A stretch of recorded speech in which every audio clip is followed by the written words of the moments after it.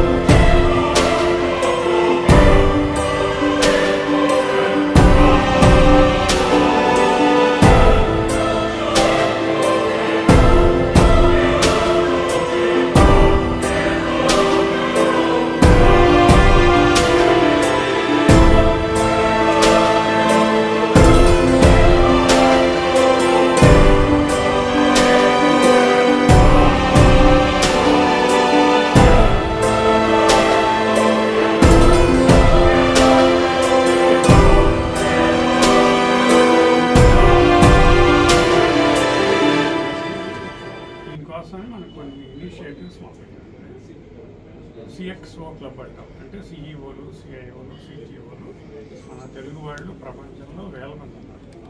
మనం ఇప్పుడు ఎవరన్నా మనకి ఉద్యోగం అని అడిగితే మాకు తెలిసిన వాళ్ళకి చెప్తున్నాం. అట్లా కాకుండా ఒక ఆర్గనైజ్గా అందరినీ ఒక క్లబ్ లాగా పెట్టి వాళ్ళకి స్టేట్ కొంచెం గుర్తింపు ఇస్తుంది, బెనిఫిట్స్ ఇస్తుంది. అంటే అది ఏంటనేది ఇంకా మేము ఫైనలైజ్ చేయాలి. మనం ఎవరు ఉద్యోగం కావాలన్నా కానీ తెలుగు వాడికి వీళ్ళందరికీ సర్క్యులేట్ చేస్తాం. సో వీళ్ళు ప్రపంచంలో ఉన్న 5-6 కంపెనీల్లో వీళ్ళే ఉంటారు, సిఐఓలు, సిఈఓ పొజిషన్లో. సో మనాళ్ళకి ఉద్యోగాలు వచ్చే ఛాన్స్ పెరుగుతుంది. రెండోది, ఆ ఉద్యోగం ఇవ్వాలంటే వాళ్ళకి కావాల్సిన నైపుణ్య శిక్షణ అది కూడా వాళ్ళ దగ్గర నుంచి ఫీడ్బ్యాక్ తీసుకుని మనం ఇక్కడ నేర్పేసి అందరికీ వాళ్ళకు కూడా మాట రాకుండా చూస్తాం ఉద్యోగాలు ఇస్తాం. రెండోది ఆంటర్ప్రెన్యూర్లుగా తయారు చేయడం కోసమని ఇంపోర్ట్ ఎక్స్పోర్ట్ క్లబ్ పెట్టుకున్నారు. సో అక్కడి నుంచి ఎవరన్నా ఆంధ్రప్రదేశ్ నుంచి ఇంపోర్ట్ చేసుకోవాలంటే ఇక్కడ అంతా ఏపీఎన్ఆర్టీ సొసైటీ కానీ అరేంజ్ చేసుకుంటుంది. అక్కడ వాళ్ళు డిస్ట్రిబ్యూట్ చేసుకుంటే సరిపోతుంది. వాళ్ళు అక్కడి నుంచి ఇక్కడికి ఏదైనా పంపాలంటే వాళ్ళు పంపితే లోకల్ డిస్ట్రిబ్యూషన్ అంతా ఆ ఏపీఎన్ఆర్టీ అసోసియేటెడ్ వెండర్లు చూసుకుంటారు. ఇదంతా ఏంటంటే ఎక్కువ మంది వ్యాపారస్తులుగా తయారు చేయాలి. సో ఈ రెండు తీసేస్తే మూడోది ఆంధ్రప్రదేశ్లో ఎన్ఆర్ఐ ఇన్వెస్ట్మెంట్ని ఇంకా ఇతోధికంగా ప్రమోట్ చేస్తాము. ఏపీఎన్ఆర్టీ వీటికి లైజాన్ ఆఫీసర్గా పనిచేస్తుంది. మన వాళ్ళ బాగోగులు చూసుకోవటానికైతే మనం ఇన్సూరెన్స్ ఒకటి ఆఫర్ చేస్తున్నామండి. ఈ పోయిన సంవత్సరం ఒక 35,000 మంది తీసుకున్నారు. దాన్ని ఒక 10 రెట్లు పెంచుదాం అనుకుంటున్నాము. ఎన్ఆర్ఐకి కావాల్సినట్టుగా ఇన్సూరెన్స్ ప్యాకేజీ అడ్జస్ట్ చేసాము. అది ఏపీఎన్ఆర్టీ నుంచి కోఆర్డినేట్ చేసి పెడతాము. వాళ్ళకి ఏదన్నా ప్రాబ్లం వస్తే మనము ఇన్సూరెన్స్ కంపెనీకి వాళ్ళకి మధ్యలో మనం లైజాన్ ఆఫీసర్ లాగా పనిచేస్తున్నాం అనమాట. ఇది కాకుండా మన సాహిత్యం మొత్తం అన్నీ కూడా ప్రపంచం అంతా తెలుగు వాళ్ళందరికీ స్ప్రెడ్ చేయమంటున్నారు. దాని మీద వాళ్ళు ఇనిషియేటివ్స్ తీసుకున్నాం. మీ అందరికీ తెలుసు, తిరుపతి కళ్యాణాలు యూరోప్లోను అమెరికాలోనూ బాగా చేస్తున్నారు. చాలా పాపులర్, చాలామంది ఎంజాయ్ చేస్తారు. దాంతోపాటు ఈసారి మనం మన దుర్గగుండ నుంచి అమ్మవారికి వచ్చాం. అట్లాగే శ్రీశైలం నుంచి శివుడి అభిషేకాలు కూడా అరేంజ్ చేద్దాం అనుకుంటాం కంట్రీలో. అది ఆర్గనైజ్డ్గా చేస్తాము, ఎవరికి ఇబ్బంది లేకుండా. సో ఏ దేశాల్లో ఉన్నారో ఇక్కడికి రాకుండా అక్కడే వాళ్ళకి కావాల్సిన దేవుళ్ళు చూసుకోవడం కానీ పూజ చేసుకోవడం కానీ చేయొచ్చు. లోకేష్ గారు మెయిన్గా అడిగిందంటే మన ఆంధ్రప్రదేశ్లో ఉన్న పిల్లలకి బయట కంట్రీలో మంచి ఉద్యోగాలు ఎట్లా చేసుకోవడం చూడమని. దానికోసమే మన ఏపీఎన్ఆర్టీలో కోఆర్డినేటర్లు వాళ్ళని ఆల్మోస్ట్ రిక్రూటింగ్ ఏజెంట్స్ లాగా వాళ్ళకి మంచిది, మనకి మంచిది. ఇక్కడ నుంచి మనం పంపిన పిల్లలు క్షేమంగా ఉంటారు. వాళ్ళకి కావాల్సిన ప్యాకేజీ వచ్చి మనకి రిలయబుల్గా వస్తాయి అని మన ఎన్ఆర్టీలో ఉన్న ప్రమోట్ చేస్తాం. వాళ్ళకి కావాల్సిన నైపుణ్య శిక్షణ అంతా ఏమన్నా ఇస్తాము, లేకపోతే మా పక్కనే ఉంది కదా స్కిల్ డెవలప్మెంట్ డిపార్ట్మెంట్, దాంట్లో ఇస్తాము. మాకు ఈసారి నాకు కనపడుతున్న అడ్వాంటేజ్ ఏంటంటే ఇంతకుముందు మినిస్టర్లు కూడా మాకు బాగానే సహకరించారు. ఇప్పుడు మన మినిస్టర్ గారు ఉన్నారు కదా శ్రీనివాస్ గారు, ఈయన కూడా ఎన్ఆర్ఐనే. ఆయనకి బాగా అనుభవం ఉంది, ముందు అర్థమవుతుంది వాళ్ళ ప్రాబ్లమ్స్, వాళ్ళ పాలసీస్, ప్రొసీజర్స్ అవి. దాంతోపాటు మనకు మంచి సిఇఓ గారు కూడా ఉన్నారు. వెల్ఫేర్ డిపార్ట్మెంట్ నుంచి వచ్చారు. ఆల్మోస్ట్ తెలుగు పిల్లలకి కావాల్సిన వెల్ఫేర్కి అయితే నేను ఆల్మోస్ట్ ఏమీ చేయాల్సిన అవసరం లేకుండా నావే చూసుకుంటున్నాను కొంచెం. సో బోత్ వెల్ఫేర్, ఎంపవర్మెంట్ రెండు గట్టిగా ప్రమోట్ చేస్తాము. సీఎం గారు కానీ లోకేష్ గారు కానీ మాకు ఇచ్చిన గోల్ ఏంటంటే కనీసం 10 లక్షల మంది మెంబర్లు ఉండాలి అని చెప్పి అన్నారు. మనం ఇప్పుడు 2019లో 123,000 మంది మెంబర్లు ఉండేవాళ్ళు.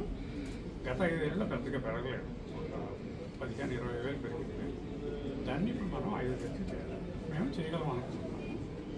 సో తెలుగు వాళ్ళు ప్రపంచంలో ఎక్కడున్నా కానీ వాళ్ళు నెంబర్ 1గా అవ్వాలనేది మా లోకేష్ గారు కానీ మన సీఎం గారు కానీ మా మినిస్టర్ గారు కానీ వాళ్ళు ఉద్దేశం. మా చుట్టూ చాలామంది ఎన్ఆర్ఐ ఉన్నారు కోఆర్డినేటర్లు. వాళ్ళు ఎలక్షన్ ముందు కానీ ఎలక్షన్ తర్వాత కానీ ఆంధ్రప్రదేశ్ అంటే ప్రాణం ఇస్తారు. చాలామంది ఇక్కడే ఉన్నారు పనిచేసిన కూడా. ఇట్లా 300-400 మందిని ప్రతి దేశంలోనూ రిప్రజెంటేటివ్గా వేస్తున్నాము. వాళ్ళు ఈ ఐడియల్స్ అన్నీ ప్రమోట్ చేస్తారు. లాభాపేక్ష లేకుండా మన సీఎం గారి ఉద్దేశం ప్రకారం వాళ్ళు ఫైనాన్షియల్గా కూడా డెవలప్ అవ్వాలి అని ఇవన్నీ చేయడానికి ట్రై చేస్తాం. మీకు ఏమైనా ప్రశ్నలు ఉంటాయి? అమరావతిలో ఐకానిక్ టవర్ ఎన్ఆర్టీ తరఫున బిల్డ్ చేయాలని ఒక గోల్ ఉంది సార్. అదేంటి ఈ సంవత్సరం కార్యరూపానికి వస్తుంది, దాని ప్రోగ్రెస్ ఏంటి? కరెక్ట్. మనం ఈ ఎన్ఆర్టీ ఐకాన్ అనేది 100% ఎన్ఆర్ఐలు ఫండ్ చేసిన ప్రాజెక్ట్ ఉంది. మనం 2017లో మొదలుపెట్టాం. 18లో మనం కొంచెం సాయిల్ స్టడీస్ గవర్నమెంట్ ఒక 5 acres మనకి అలాట్ చేసింది కొనుక్కోవటానికి. మనం ఆ రోజుల్లో మిగిలిన వాళ్ళకంటే ఎక్కువే పెట్టుకున్నాం. అది దాంట్లో 2019లో ప్రభుత్వం మారిపోయిన తర్వాత వాళ్ళకి అంత పెద్దగా ఇంట్రెస్ట్ ఉన్నట్టు లేదు దాని మీద. ఆ ప్రాజెక్ట్ కొంచెం స్టాల్ అయింది. ఇప్పుడు రాగానే చెప్పారు మళ్ళీ మొదలు పెట్టమని. ఆల్రెడీ మొదలు పెట్టాము. మనకి అప్పుడు కొన్న వాళ్ళందరూ పార్టిసిపేట్ చేస్తున్నారు, ఇద్దరు ముగ్గురు అంతే. ఇది దగ్గర 950 కోట్లు అవుతుంది. Work already మొదలైపోయింది. ఫైలింగ్ అదంతా జరుగుతుంది. 2 ఏళ్లలో కంప్లీట్ అయిపోతుంది. ఇది అయిపోయిన తర్వాత అంటే ఎన్ఆర్ఐలు ఆంధ్రప్రదేశ్కి ఏం చేశారు అని ఎవరు అడగాల్సిన పని లేకుండా కడతాం. అంటే one of the best buildings in the world లాగా కడతాం. మనకి డిజైన్ చేసేవాళ్ళు కానీ కట్టేవాళ్ళు కానీ అన్ని ఇంటర్నేషనల్ కంపెనీ.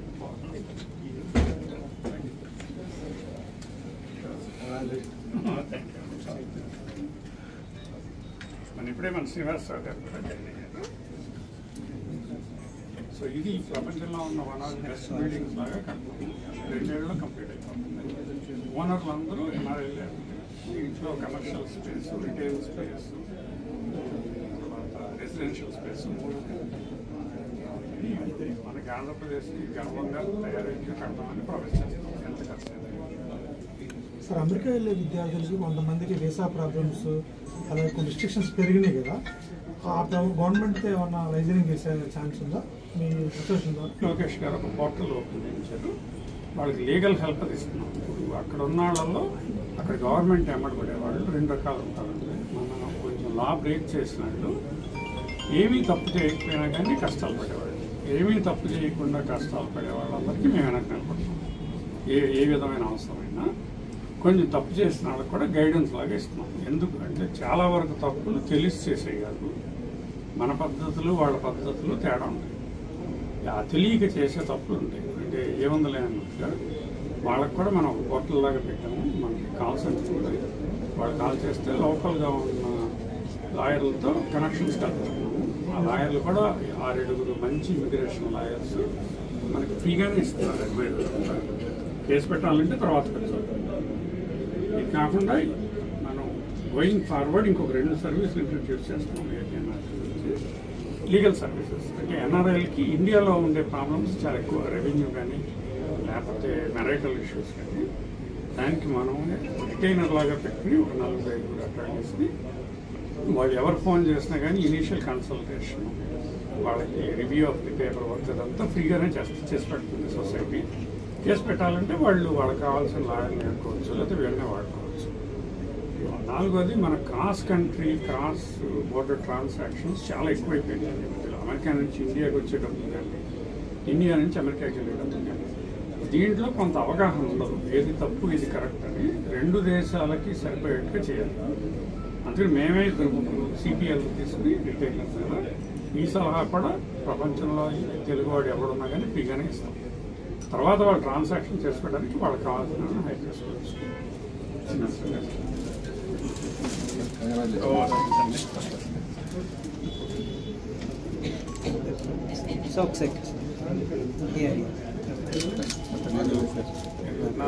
ఏం చేయాలో మీకేం కావాలో కొంచెం టాపర్ ఆఫ్ ద స్టేట్. అందరికీ నమస్కారం అండి. ఈరోజు ఏపీ ఎన్ఆర్టీ చైర్మన్ రవి గారిని నియమించడం చాలా సంతోషకరండి. ఈ సందర్భంగా వారికి శుభాకాంక్షలు తెలియజేస్తున్నాను. గతంలో కూడా మా ప్రభుత్వం ఉండేటప్పుడు ఆయన వారి యొక్క సర్వీస్లో ఇచ్చారు. ఇప్పుడు ముఖ్యమంత్రి గారికి అడ్వైజర్గా ఉంటూ ముఖ్యంగా మన ఎన్ఆర్ఐ ఎవరైతే ఉన్నారో వారికి తెలుగుదేశం పార్టీ తరఫున అలాగే ఆంధ్రప్రదేశ్ ప్రభుత్వం తరఫున వారికి సర్వీసెస్ ఇవ్వడానికి ముఖ్యంగా ఈ ఆఫీస్ ఉపయోగపడుతుందని చెప్పి తెలియజేస్తున్నాం. అయితే ఎన్ఆర్ఐస్కి ఇందాక చెప్పేటట్టుగా మా చైర్మన్ గారు చెప్పినట్టుగా వాళ్ళకి అక్కడ స్ట్రాటజీ రూల్స్ మనకి ఇక్కడ ఉన్నటువంటి స్ట్రాటజీ రూల్స్కి కొంచెం తెలుసుకోవాల్సిన అవసరం ఉంది. చాలామంది ఎన్ఆర్ఐస్కి అక్కడికి వెళ్ళిన తర్వాత జనరల్గా వాటి మీద అవగాహన లేక కొన్ని తెలియనటువంటి సందర్భాల్లో ఇబ్బందులు పాలవుతున్నటువంటి పరిస్థితులు ఉంటాయి. వాటిలన్నీ కూడా అధిగమించి వారికి అండగా ఉండి వారికి ఎదుర్కొన్నటువంటి సమస్యకు పరిష్కారం చూపించి ఒక వారధిగా వ్యవహరించే విధంగా ఈరోజు ఈ ఆఫీసు జరుగుతుందండి. కనుక మా దృష్టికి చాలా విషయాలు కూడా వచ్చినాయి. ఎలాగంటే అక్కడికి వెళ్ళిన తర్వాత ఇబ్బందులు పాలయ్యి, ఎందుకంటే ఇన్సూరెన్స్ లేక ఇన్సూరెన్స్ కట్టించుకోలేక అక్కడికి ఆర్థిక ఇబ్బందుల్లో ఉంటూ ఎంతోమంది ఇబ్బందుల్లో ఉన్నప్పుడు సహకారం అందించినటువంటి పరిస్థితులు ఉన్నాయి. కనుక ఈ ఆఫీస్ ఎంతో ఉపయోగపడుతుందని చెప్పేసి మీకు తెలియజేస్తున్నాం. ఇదే కాకుండా క్రైసిస్ టైంలో కూడా, ముఖ్యంగా మీరు యుక్రెయిన్ క్రైసిస్ చూస్తే, యుక్రెయిన్ రష్యన్ వార్ టైంలో కూడా చాలా ప్రోయాక్టివ్గా అధికారులు లేనప్పుడు కూడా అందరినీ సమన్వయం చేసి వారికి కావాల్సినటువంటి సహకారం అందించడం జరిగింది తెలుగుదేశం. దాంట్లో ముఖ్యమంత్రి గారి యొక్క పాత్ర మీరు గమనించాల్సిన కనుక ఇదే సర్వీసెస్ భవిష్యత్తులో కూడా అందించడానికి ఇప్పుడు అధికారం ఉన్నప్పుడు, అధికారం లేనప్పుడు కూడా తెలుగుదేశం పార్టీ చేస్తుంది. మరీ ప్రొయాక్టివ్గా చేయడానికి ముందుకెళ్తామని చెప్పి తెలియజేస్తున్నాం. మరొకసారి రవి గారికి ఆల్ ది బెస్ట్ తెలియజేస్తూ శుభాకాంక్షలు తెలియజేస్తున్నాం. నమస్కారం.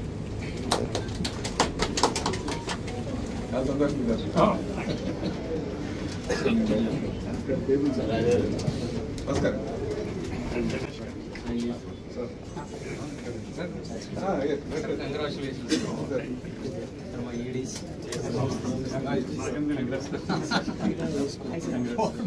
ఇంట్రడక్షన్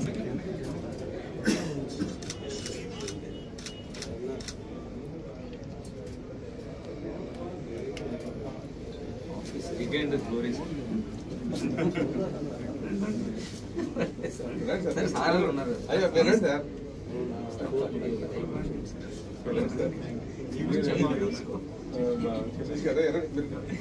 మీరు కూర్చోండి. నిలబడే చెప్దాం. గణేష్ గారు మన స్కిల్ డెవలప్మెంట్ మేము ఆల్మోస్ట్ 1 year నుంచి కలిసి పనిచేస్తున్నాము. ఈ బయట దేశాల్లో ఉద్యోగాలు క్రియేట్ చేయడం ఎట్లా అనే దాని మీద మాకు చాలా హెల్ప్ చేస్తుంటారు డిపార్ట్మెంట్. వాళ్ళకి హోమ్ క్యాప్ అని ఇంకో డిపార్ట్మెంట్ కూడా ఉంది. ఇందాక చెప్పాను కదా, బయట ఉద్యోగాలను ప్రమోట్ చేయమంటున్నారు లోకేష్ గారు. దానికి మేమిద్దరం రోజు కలిసి పనిచేస్తున్నాం. మా లాంగ్ టర్మ్ ఫ్రెండ్.